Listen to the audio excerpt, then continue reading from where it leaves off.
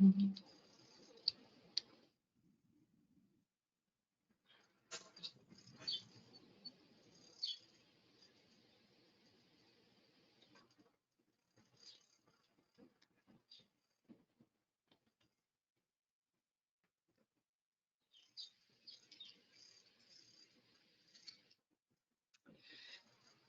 afternoon. Welcome to the North Carolina edition of our webinar series exploring state findings from American Farmland Trust's recently released Farms Under Threat 2040, Choosing an Abundant Future. Here's the agenda for an hour together. And before we get started, let me run through some quick logistics. Everyone has been muted, so no need to worry about background noise on your end. If you would like to ask a question or make a comment, you can do so by going to the control panel on the right-hand side of the screen. If you look at the very top of it, you'll see an orange arrow. If you click on that arrow, that will shrink the control panel or bring it back open. Further down in that control panel, you'll see a questions slot. And on the far right-hand side, you see a little box. If you click on that box, that will pop that question section out, giving you room to put in a question or a comment. And we will be leaving time at the end of the webinar to take some questions. When we're going through the maps, when we get to the website, if the control panel is in your way, remember that you can just hit that little orange arrow to shrink the control panel so you can see the maps fully. Also note that there is a handout section. You see that right below the question section. In there, you will find both a link to the full report of the Farms Under Threat full report, as well as the state summary for North Carolina. Lastly, we are recording this webinar, so if you will get a copy of it if you had registered, and please feel free to share this recording with others who might be interested in it. So let me now introduce myself and my co-host. I'm Chris Coffin. I direct American Farmland Trust National Agricultural Land Network, which is an information and peer learning network for professionals and community advocates interested in saving farmland. I'm also AFT's Senior Policy Advisor, specializing in farmland protection, land access, and farm viability. Co-hosting with me is Billy Van Pelt. Billy is AFT's Director of Special Program Development and Senior Advisor. Billy is a licensed landscape architect and has been working on land use and farmland protection for over 25 years. So thank you for joining, Billy. You're welcome. Let's talk for a minute about American Farmland Trust for those of you who may not be familiar with us. We are a national nonprofit membership organization founded in 1980. Some of us know us best by the bumper sticker, No Farms, No Food. But the bumper sticker before this one said, it's not farmland without farmers. We understand agriculture and we take a holistic approach to it. Our national initiatives and regional programs focus not just on protecting the land base, but also on the practices used on the land and on the farmers and ranchers who work that land, both now and into the future. Our programs and our research inform our state and federal policy advocacy and analysis. We work from farm fields and kitchen tables to the halls of state capitals and Congress, with 6 regional offices and a national office in Washington, D.C. And with that, I'm going to turn it over to Billy, who's going to introduce our special guest. Thanks, Chris, and thank you all for joining us today. We'd like to recognize and thank USDA's Natural Resources Conservation Service for their partnership and financial support of our Farms Under Threat research. Farms Under Threat is AFT's multi-year initiative to document the status of and threats to America's agricultural land base. NRCS has been invaluable to this entire research project, as has our research partner, Conservation Science Partners. For this report, we also collaborated with the University of Madison in Wisconsin. And now I would like to welcome a very special guest, Evan Davis. He's the Director of Farmland Preservation Division in the North Carolina Department of Agriculture and Consumer Services. Evan began working in the division in 2012 and was appointed director in January of this year.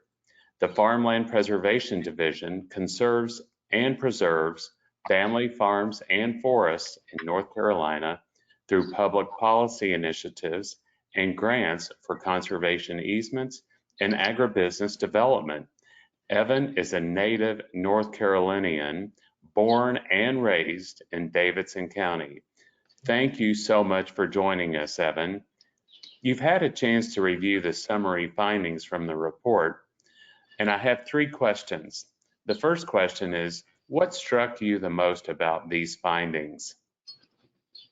Well, thanks so much for having me today and for hosting this very important webinar. In the last AFT report from 2020, North Carolina ranked 2nd in the nation for farmland acres lost. Then in this new study, North Carolina once again finds itself 2nd, and this time for projected acres to be converted. I noticed in this report that 4 North Carolina counties rank in the top 40 of all the counties in the United States in projected acres to be converted by 2040. Johnston, Union, Wake, and Iredell. And I think that these findings match exactly what is happening on the ground in those counties. There's quite a range of emotions that I've heard from people, and when they see that our state could lose as much as 1.6 million acres of farmland in the next 20 years. People are disheartened, but I think it's not really coming as a surprise by what they're seeing. But once we distributed this report a couple weeks ago, there's been an uptick in conversations about this serious threat. And I think our hope is that this concern leads to action and then collaboration on the part of everybody involved in these farmland preservation efforts. Thank you, Evan. How do you think this research can be used by the folks on this webinar to help save farmland? I think the most important component of farmland preservation efforts is local grassroots support. First and foremost, we rely on the voluntary efforts of farmers and landowners to participate in the programs. And then you have local governments, soil and water conservation districts, and land trusts that are entities that really drive those efforts. I think that we must do all that we can to be proactive in these efforts to preserve farmland. This includes being involved in local zoning and transportation planning. I think advocating for local funding of farmland preservation projects is important. Increased funding for state and federal farmland preservation programs, and then really sharing this beyond our normal networks. People not connected with ag or conservation need to know about the threats to farmland and what those consequences are if ag land is converted. But I think those conversations need to be in a manner that emphasizes the smart growth initiatives that are in this report. We can't be alienating people or be too one-sided in our approach to this. And I think by sharing this research, the report provides clear and specific examples, and also those policy recommendations as well that can move us in that direction of smart growth. Thank you, Evan. And your response was the perfect segue for my third and final question. What steps would you like to see state or local governments or even the federal government take to reduce the conversion of farmland? Well, we bounced some ideas off of staff leading up to this webinar, and our Chief Deputy Commissioner, David Smith, had some very important points about the consequences of inaction. And you see what's going on in the world today. You have the drought conditions out west that will put more pressure on ag lands in the east to produce. rising fuel and fertilizer prices. You have the strains on the global markets with the Ukrainian-Russian conflict. And then here in North Carolina, there's been really catastrophic flooding events in the past recent years. So all of this is what he said. This is in our national security interest to preserve farmland. And so the part that really in the report that was very plain and spoke directly to me, food requires agriculture. Agriculture requires land.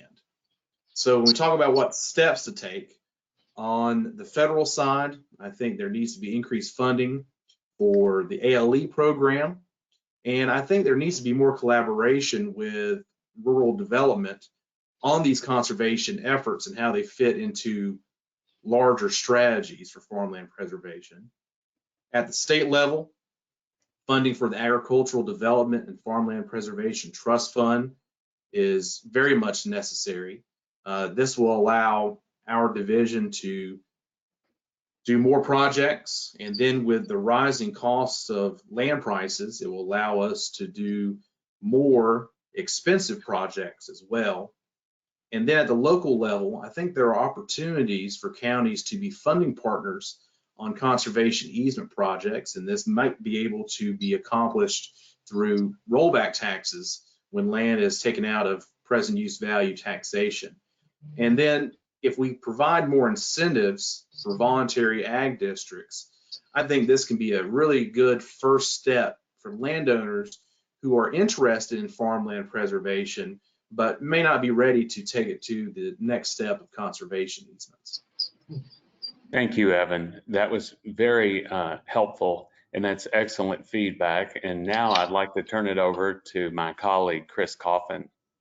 Great, thank you, Billy, and thank you, Evan, so much. That was really insightful. Loved those comments.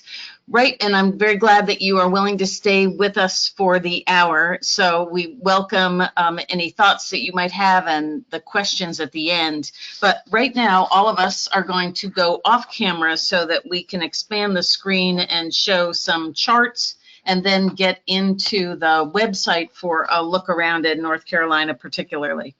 So let's dive into the methodology and findings from the report.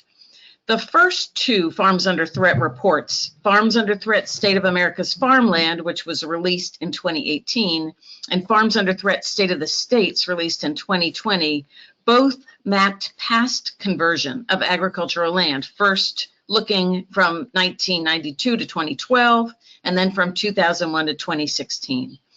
In this report, we're now looking forward. Using this past conversion data, we've modeled and predicted future conversion of farm and ranch land out to 2040.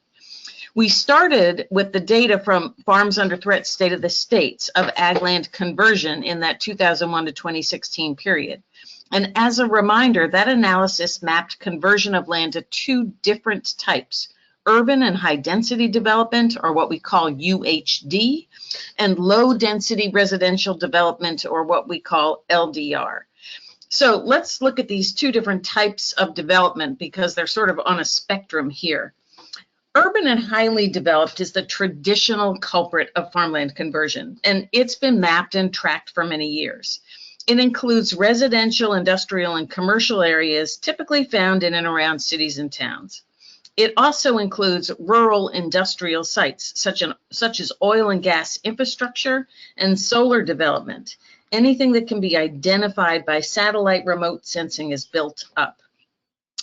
Low-density residential development has become a more pervasive culprit, and AFT worked with conservation science partners to pioneer an approach to map and quantify the impacts of this type of development on the agricultural land base.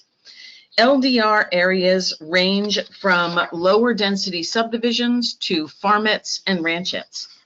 Typically, this kind of scattered large lot housing fragments the agricultural land base and makes production harder for the farms and ranches that remain.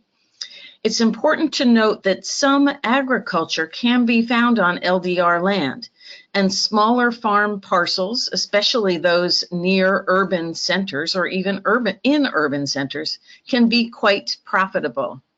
However, our research has found that once land has been converted to LDR, it is far more likely to be further converted to urban and high-density development. So, starting with our historical data, we projected into the future with the business as usual scenario.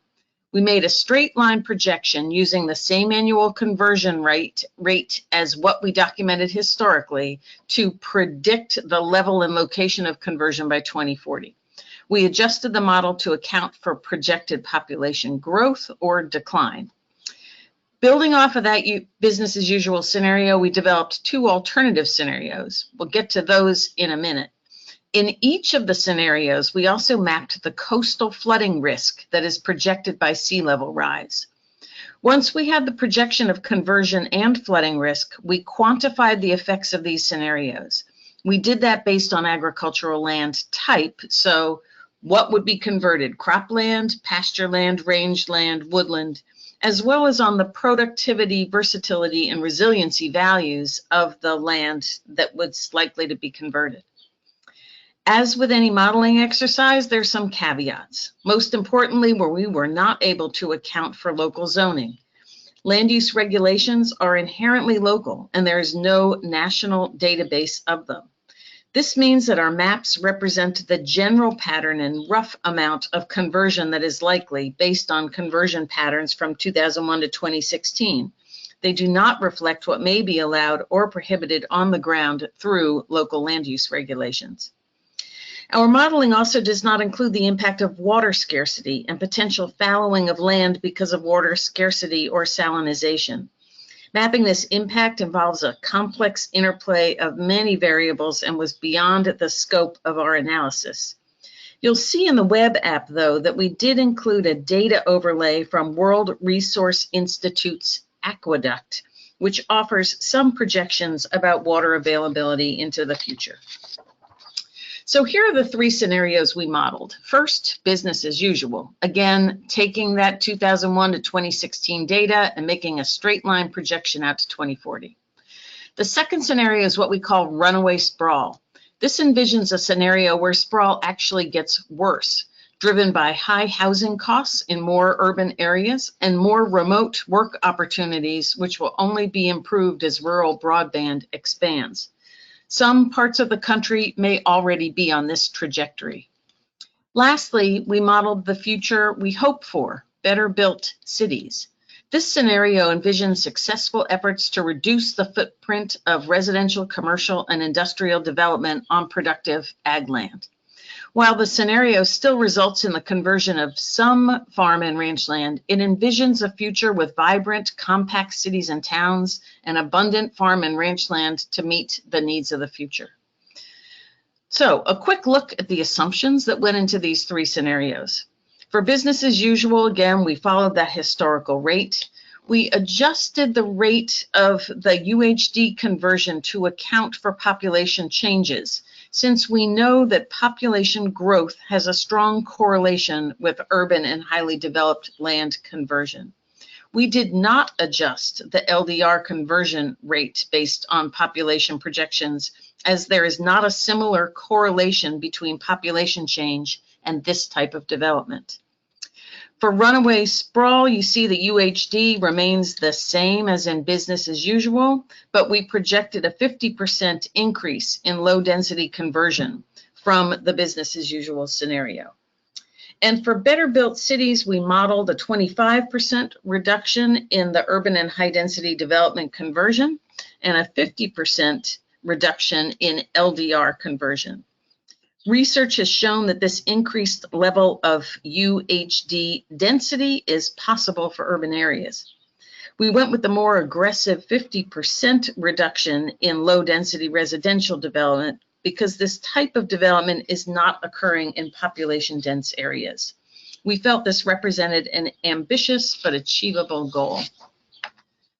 So this next chart shows each scenario's potential impact. And in fact, the gray bars show the actual loss and conversion of land from 2001 to 2016, which was 11 million acres in this century alone.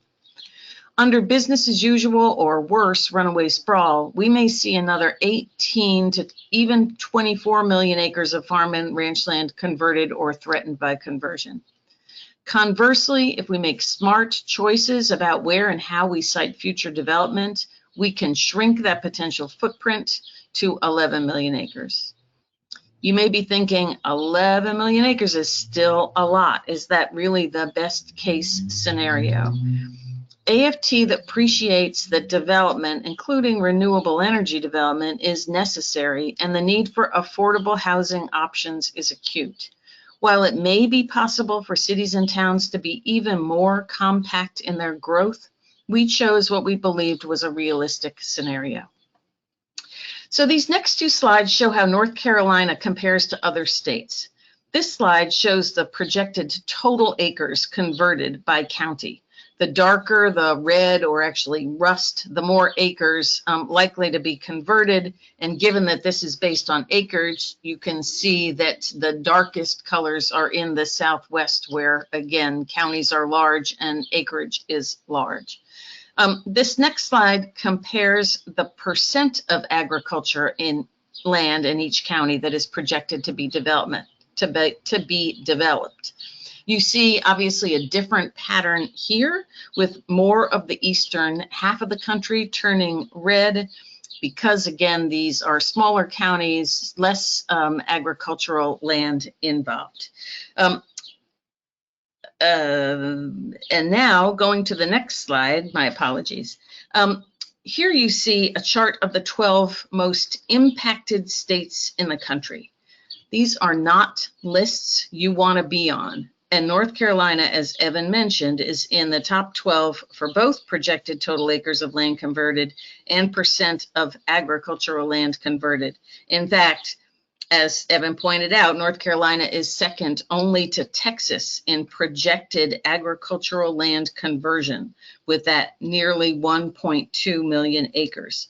That represents over 11% of its current agricultural land base.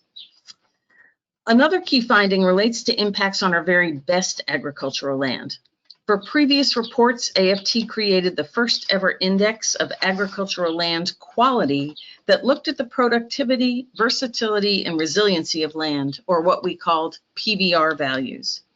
Land over a certain PVR threshold is considered nationally significant land, land which is best suited for long-term cultivation and food production. While this land is concentrated in certain parts of the country, every state has some nationally significant land, and you can see by this map that North Carolina has quite a lot. What we find in our future projections is that conversion of this land is likely to be higher than conversion of all agricultural land. Likely because for the same reason it's productive agricultural land, it's relatively flat, it's well drained, it's relatively free of rocks. It is also very easily developed. The loss of this land is especially concerning. This is land that can produce the highest yields of crops and livestock with the least environmental impacts. Our modeling shows that nearly half of the projected conversion from 2016 to 2040 will occur on this land, even though it represents only 38% of the country's land base. The more nationally significant land converted, the more reliant we become on marginal land for food production. And to put this potential loss of 9 million acres of nationally significant land in perspective, the total acreage of land in the U.S. devoted to fruit, nut, and vegetable production is just 10.4 million acres. So this is another top 12 list you don't want to see your state on. North Carolina, again, is second only to Texas in terms of projected conversion of its most productive farmland. So that's 737,000 acres potentially. We'll see this more when we move to the website, but this projected conversion is largely in the eastern half of the state. And right now, I'm going to turn it over to Billy to talk through this next slide. Thanks, Chris. The last finding that we want to highlight relates to coastal flooding due to sea level rise. We mapped what this might look like in 2040 based on 7.5 inches of additional sea level rise.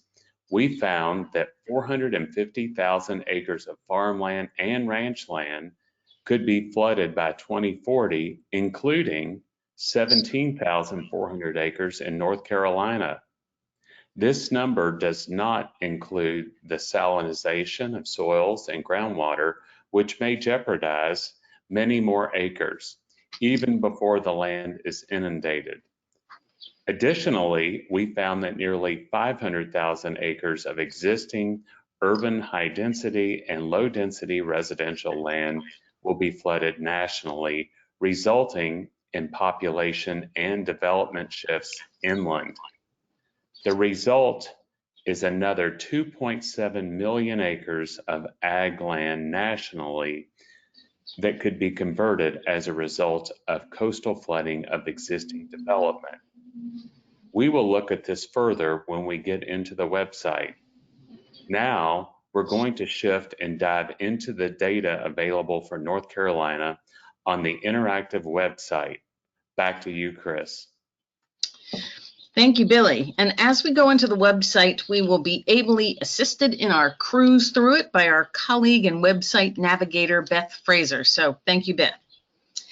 When you start in, you'll see this handy overview. You see that it talks a little bit about what we did, what the scenarios are, the basic findings. Again, this is a very useful, quick summary. If you want to get out of it, you just click on this X up here in the right-hand corner. And then if you want to get back in, you click up on this About, which will take you right back to it. So looking up at that corner, you'll also see a How-To tab. That takes you to a 5-minute video that explains how to use the various data layers in the scenarios. The View Report tab right next to it takes you to our Farmland Information Center, which Beth has just taken us to, where you can find not just the full report and the executive summaries, but also past reports and a wealth of other information and all of our technical papers that have gone along with our Farms Under Threat research. We are making our geospatial data layers from this research, as well as past research, available to the public. If you would like any of these data layers, the Request Data tab, again up there in the right-hand corner, is the place to learn more and to make this request. This is the form that it will take you to. So feel free to go ahead and ask for any of that data that you're interested in. So now Beth is going to take us to North Carolina. All you do, if you want to do the same, you click on the state. When you click on it, it will automatically give you the state level information on the left, as well as on the information on whatever county your cursor happened to be on when you made that click. So let's talk a little bit about what's available right here on this page. You can see the conversion and by type for each of the scenarios. Again, the darker rust color is the urban and high density development conversion, and the lighter orange is conversion to low density residential development. Below that, you can see some additional ways that we've looked at this data. So here you see acres of North Carolina's best agricultural land, what I was talking about in the PVR values. When you look at it by scenario, so that in terms of runaway sprawl, for instance, it's over 900,000 acres that could be converted of North Carolina's highest quality, most productive agricultural land. Down below there, you see the total, again, the total potential conversion under business as usual of being almost 1.2 million acres. And here is how it breaks down amongst land use types. So a significant portion of it would be on cropland. Again, not surprising. That's the most easily developable. Pasture land, some, and woodland, 350,000 acres or so. And just a note about the woodland is that this is not all forest land. This is woodland that is associated with a farm or a ranch. So in our past reports, we have mapped that woodland that again has been associated with farms, and that is the woodland that we are referencing here. And down below, just a note that what we mentioned about low density residential development being a pathway to further development in North Carolina, land that is in LDR, our modeling shows that land that was in LDR areas in 2016 is 3 times more likely to be further converted to urban and high density development by 2014.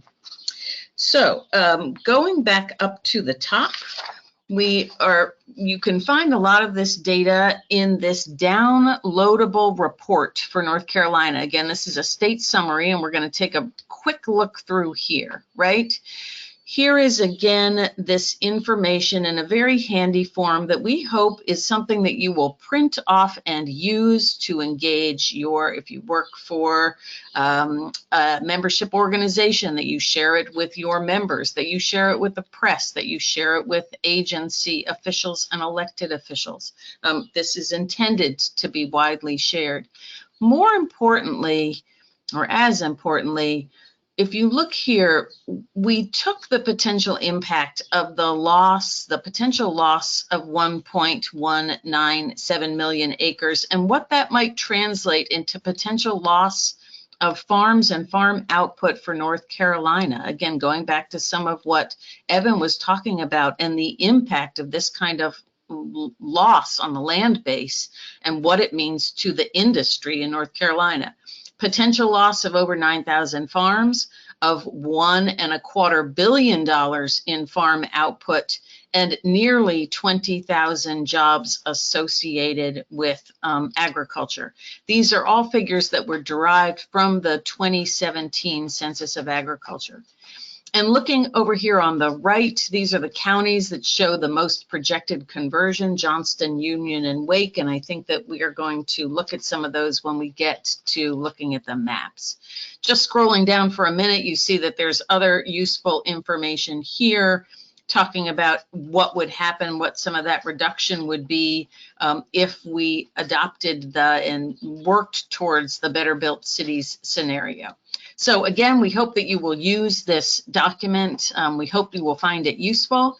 And with that, we're going to go look at the maps further, and I'm going to turn it back over to Billy and Beth. Thanks, Chris. Right now, we're going to focus in on Wake County. And my colleague, Beth Fraser, is going to take us through this point by point. So first, we're going to look at Wake County using the drop-down menu on the left and pick runaway sprawl. And then we're going to use the drop-down menu on the right and choose Better Built Cities. So I just want to draw your attention to what these colors mean. So the green and light green, if we could turn the land cover back on. Thanks, Beth. The green and light green are our most productive, versatile, and resilient soils that we were talking about earlier. The very dark gray, these are urbanized areas and existing low density residential. So if you look at the red, this is what we're talking about. And Chris has gone through the statewide projections, but look at the Wake County. The runaway sprawl projection on the left is 56,700 acres. However, using Better Built Cities, it is far less at 31,900 acres. So we can see a clear difference here as we examine these two potential development models, with clearly Better Built Cities is allowing for more agricultural land protection. So Beth, if we could go over to the coast now, we'll take a look over there. I'm having technical difficulties.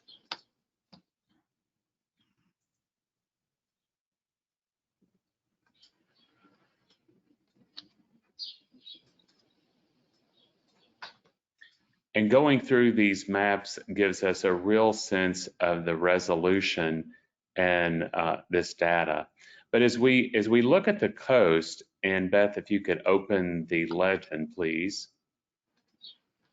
And if you can see projected sea level rise in the dark blue with existing water bodies in the light blue.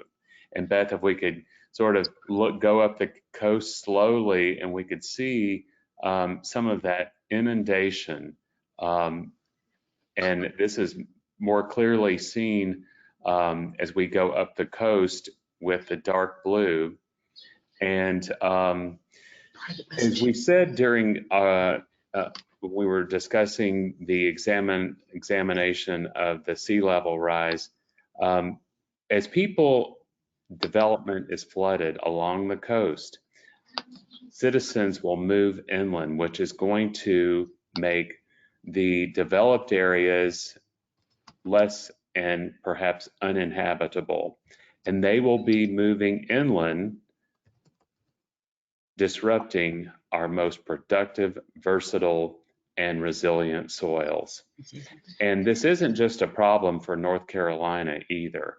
This is a problem for all the coastal states where there will be sea level rise. And so looking along North Carolina's coast at the dark blue, you can see the urban areas that are impacted by sea level rise and inundation. And we also mentioned earlier the whole prospect of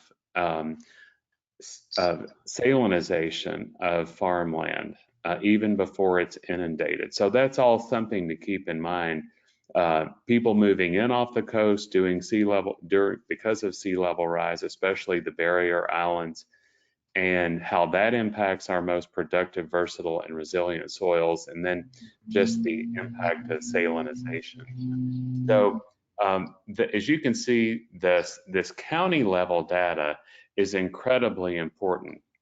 But while we're in the website, I'd like to look at another piece of research that we have related to farmland protection to show the relationship between compact growth and farmland protection.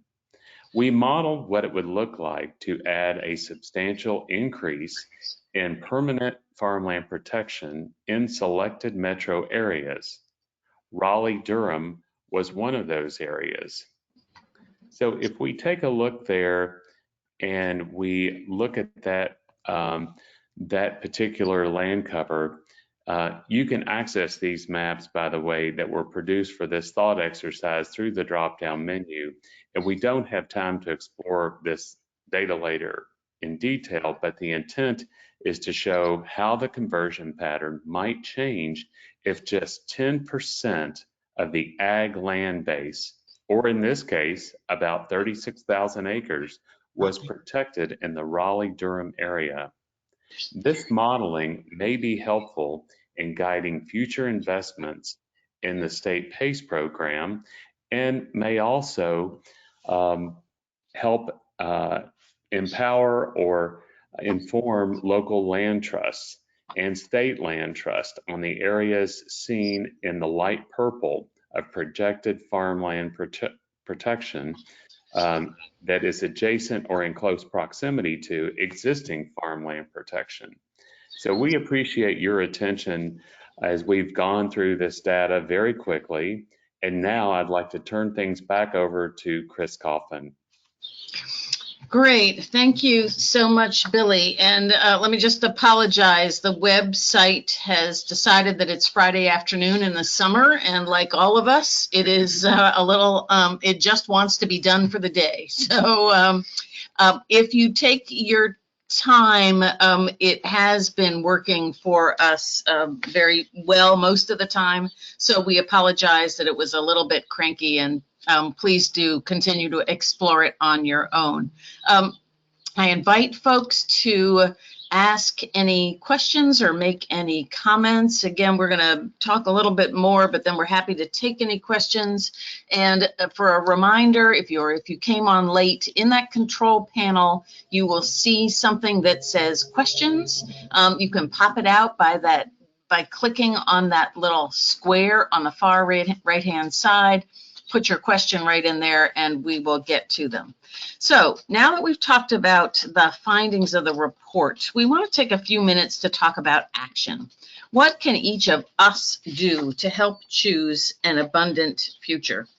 So our report has policy recommendations in each of these 4 categories and at every level of government. If you were a county or a municipal official, a state legislator, a state agency employee, or a congressional staffer, we hope you'll find a recommendation in here that you'd like to champion. Please let us know if we can provide you with any additional information about any of the policy ideas in the report. If you are a farmer, a rancher, a landowner, a community advocate, we encourage you to share and discuss these recommendations with your elected and agency representatives and with your partners. So let me highlight just a few of the ideas that are included in the report, and Billy will do likewise. So in the category of encouraging smart growth, we tend to think of smart growth in terms of large cities, not small towns. But to avoid sprawl, rural communities must also find ways to promote compact development. One way to do this is by allowing accessory dwelling units in a town's residential areas. Accessory units are typically small apartments within an existing home or attached to it, such as over a garage. This type of housing can allow for seniors to age in place, to expand rental options for younger residents, and to provide homeowners with extra rental income without altering the character of a small town. Protecting agricultural land. As Evan mentioned, Congress will be writing a new farm bill next year, and an important program in that bill is the Agricultural Conservation Easement Program, which helps to fund the purchase of easements from willing farmers and ranchers. More funding for that program would help protect more farmland in North Carolina. Advance smart solar siting. Local governments can ensure that best practices are followed when siting solar on farmland. This includes best practices for the construction, the operation of, and decommissioning around solar development to preserve soil health, water resources, and the ability to farm the land during and after the life of the project. States can also invest in additional research around agrivoltaics or dual-use solar and provide incentives for dual-use solar development. And lastly, supporting farmland access. State and local governments can develop their own or help fund nonprofit farm link programs. So these are programs that work with both farmers and landowners who are looking for a successor or perhaps somebody to lease their land, and with farm seekers who are looking for land to lease or to buy. This technical assistance can be extremely valuable in keeping farmland in farming. And now Billy will talk through some further smart growth strategies. Thank you, Chris. And planning for agriculture, planning for the future of agriculture is critically important. And that involves several actions or tools. Inventorying resources in your agricultural areas.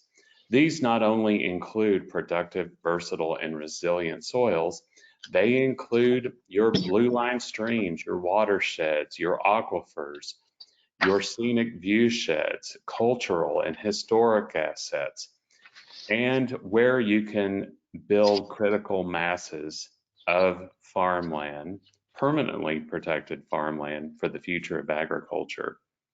Engaging farmers and ranchers in this process is critically important.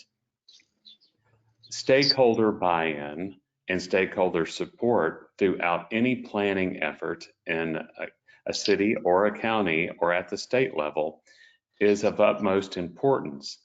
Farmers participating in comprehensive planning update processes or local community meetings, in planning commission meetings and board of adjustment meetings are very important to plan for the future of agriculture.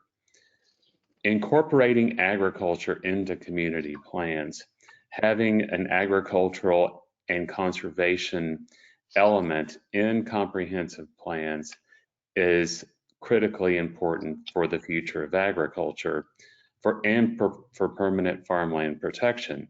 Now, for those counties that don't have planning and zoning, sharing information, sharing best practices, lifting that up to the decision makers and the policy makers to help them guide the future for what's best in that county to retain their base of agriculture.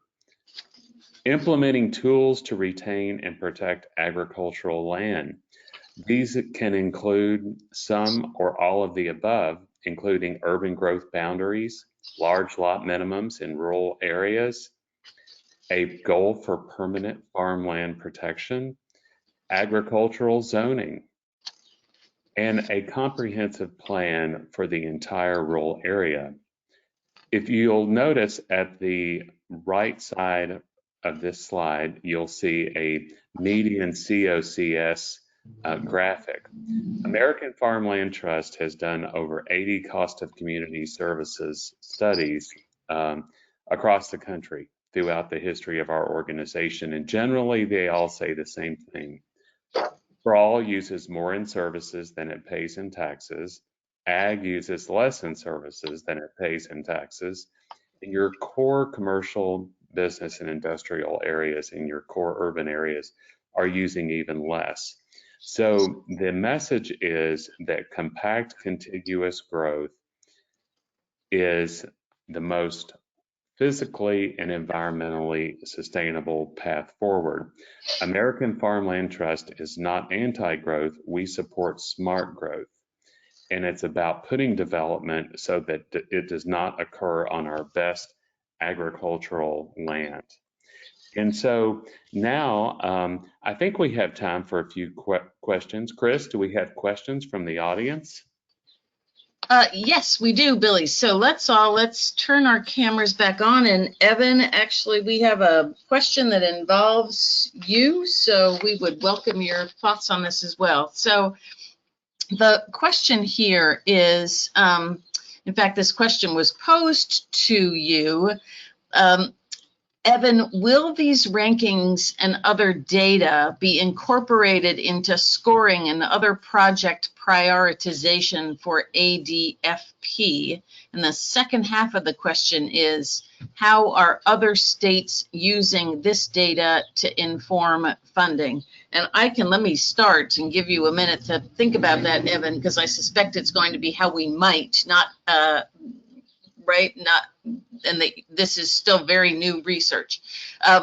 In terms of how other states are doing it, again, we are just beginning. This report was only released a couple of weeks ago. The findings are very new, and I think folks are trying to figure out what are the best ways to use them. We hope that it will help to inform both priorities around farmland protection, but priorities around ways to think about smart and more compact growth and siting for all kinds of things. So I think it's too early yet to say how are other states using this data. There's lots of interest in it. We are happy to have suggestions from folks about how this data can be used. But let me turn it to you, Evan, for any thoughts you have on it. Sure. This report, we are definitely going to use this as part of our advocacy and lobbying efforts for more funding. I think one thing that we would probably look at is how can we use these localized results of this study to help inform the local decision makers and also build that awareness at the ground level. I think it would be important for us to look at those local and regional areas that are experiencing high rates of growth and figure out what's the best way to get this information out to potential landowners, and then perhaps making those types of strategies on the ground. I think one thing that we want to consider in the next couple of years, or maybe priority zones or strategic areas that have a lot of potential, but may not have the resources right now. So I don't know how much it can play into the ranking for our competitive grant process right now, but we're certainly open to ideas. And Chris, I can Yes. add some Yep. information there in terms of what other states are doing. So this is a great resource for state and local agencies to use in their discernment on comprehensive planning or land use decisions. This is the third phase of this data, the first being national and the second being state level data. This is county level data, and it's projecting out into the future. So this allows decision makers to see the long-term impact of their potential decisions on the future of agriculture and on the future of their communities and on the future of their citizens. Thanks to you both. That was very helpful answer. Appreciate that thinking there. Let me ask a couple of other questions. So this is, have you been sharing this data with development and planning organizations such as Urban Land Institute, Congress for New Urbanism, American Planning Association, etc.? The answer is yes, we have done some of it. We look forward to doing more of that, and we hope that all of you on this webinar will help to do that as well. We did engage several national and state organizations to help us with the smart growth recommendations particularly. And we are talking with Smart Growth America about doing a webinar specifically with them. We would love to do webinars and do other ways of engagement at American Planning Association. So again, at the state level, if folks are engaged with any smart growth organizations and would like us to present this data or to have a conversation, we would welcome a chance to do that. Anything you want to add to that, Billy? Yes, since we've started these webinars, I have been contacted by entities that are interested in American Farmland Trust presenting this information at APA, American Planning Association conferences for continuing ed credit. So clearly there's a value there, and the same goes for the American Society of Landscape Architects to present at their conferences. So I think that I'm glad that the attendee asked this question. I think getting it out there at national or state or regional conferences is very important. And if you're interested, please reach out to us and we will connect you with the appropriate staff person in your state to help make that happen. Great, thank you. So here's another question. How do your categories of valuable soils relate to USDA prime farmland criteria? And I wish I had reread the how we had done the productivity, versatility, and resiliency values index. It started with soils and prime farmland, but we expanded beyond that and we looked at what had been the land use and land cover, and that in the productivity index was in part a factor on how long land had been in production and what had been grown on it. And again, that was looking at national land use land cover data. And then there was a third data set, and maybe Billy, you remember it. I don't off the top of my head, but this is a good opportunity to say questions that we can't get to or we don't fully answer. We are going to send a follow-up back to everybody. And this is one you can be sure that I will put a complete and thorough answer in that response. Billy, do you remember that third category? Well, I'll just say, Chris, just generally that because this is a partnership with NRCS, they are sharing a lot of very specific data with American Farmland Trust and we have aggregated that data. We're the only organization that is doing that. And that has allowed us to create these projections and these PBR soils. That's a very simplified response, but I know that our team will be following up with a more detailed response. Great. Thank you. So here's a comment. It's a great comment. Some states have FarmLink programs that are part of University Cooperative Extension, like ncfarmlink.ces.ncsu.edu. And again, we can put that link in when we send a follow-up response out to everybody. This is Noah who is replying. I assume Noah is part of that FarmLink. We offer lots of resources for landowners and farm seekers and offer a database interface where landowners and farm seekers can connect. So it is great to know that. I was aware of that. Appreciate you pointing that out, Noah. So thanks so much. And then relatedly, we have a question about what influence the age of farm landowners will have on influencing these trend lines. Are not most of the landowners at a higher age and the land transfer rate potentially going to increase? It's an excellent question, and I think that yes, that is a definite concern. It is one of our primary concerns because we know that at that sort of age, as